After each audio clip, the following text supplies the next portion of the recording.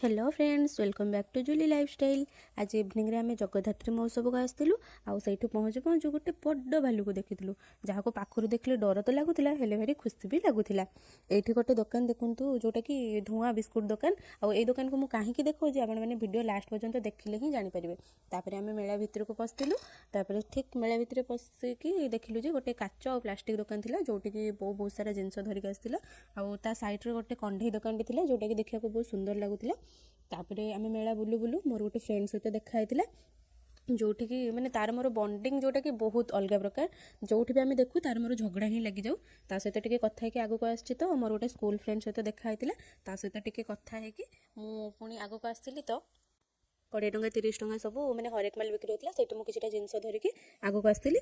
आम आगक आसला बेले देखिलु जे आम घर लोकों सहित देखाला। तो घर लोकों सहित आम घर लोक पुणी मिसिकी कथा होते जेहेतु से कथा होते आम चिंकी मार मोर दुष्टामी आरंभ कर देलु।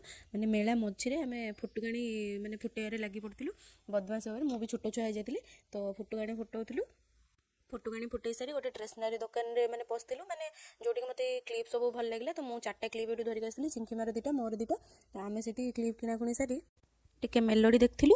तापर मेलोडी देख सारी देखो केते सारा इयरिंग था जेहेतु मत इयरिंग भल लगे मुझे किसी भी आनी नी पलि आसती। सेठू आस मक्का खाइलु।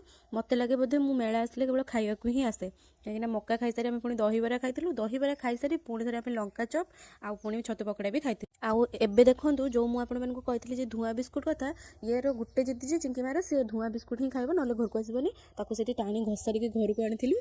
तापर आम आसी गोटे माने फास्ट फूड दुकान पहुँचलु जोटि समस्त चाउमिन खाइले मु सूप पीली। तो सेठू खिया खुई सारी आम घर को पलि आसलु।